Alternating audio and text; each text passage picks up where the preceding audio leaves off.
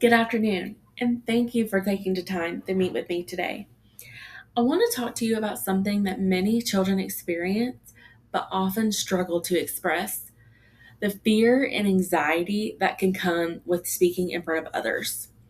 To help explain this, I watched The King's Speech, which tells the story of King George VI.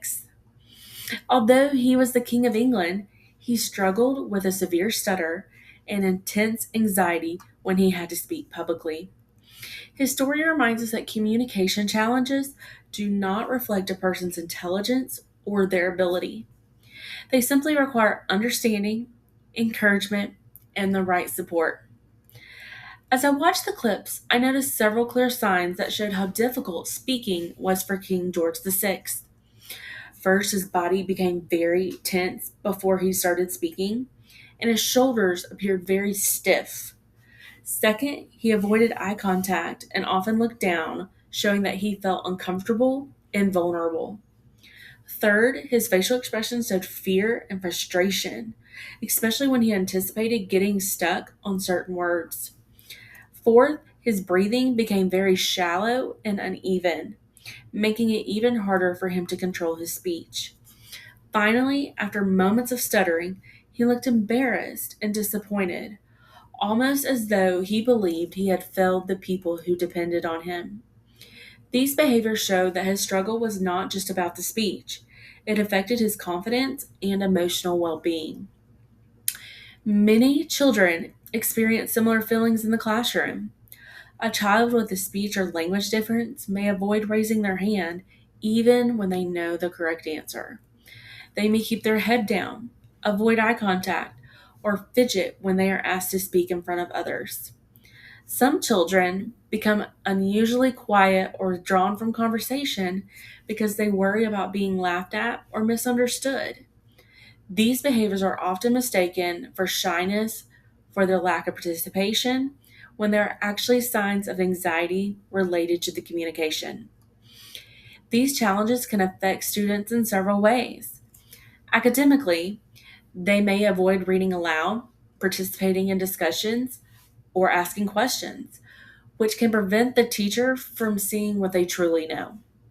Socially, they may struggle to build friendships or participate confidently in group activities because of the fear of negative reactions from their classmates.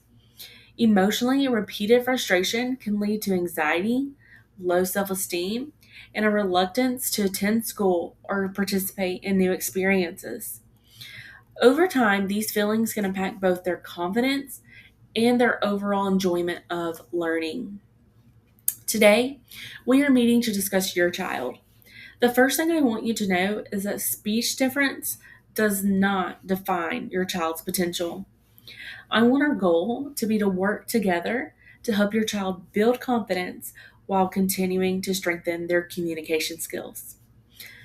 One strategy I recommend is creating short, low pressure speaking opportunities at home each day. Instead of asking general questions like, "How was school?" ask your child to tell you one of their favorite parts of their day or explain how they completed a simple activity. This encourages communication without making them feel overwhelmed. Another helpful strategy is giving them extra time to respond. Many children know exactly what they want to say, but simply need a few more seconds to organize their thoughts. Waiting patiently without interrupting or finishing their sentences shows them that their ideas are important and are worth hearing.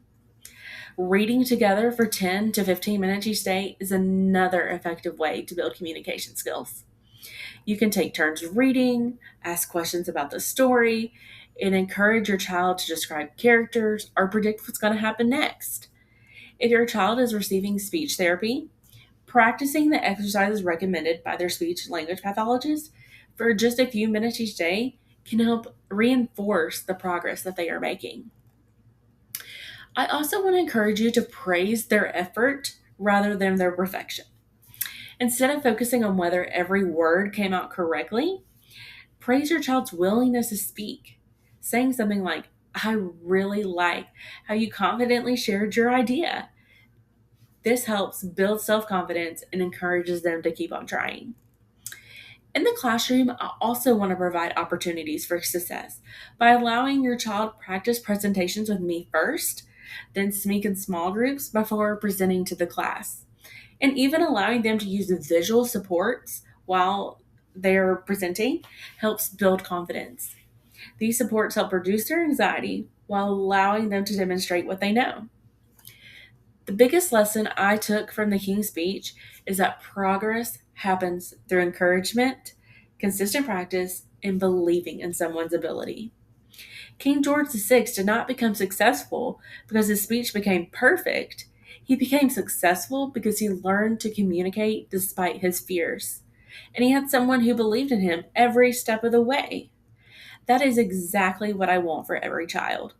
With support from both home and school, children can build confidence, develop stronger communication skills, and learn that their voice matters.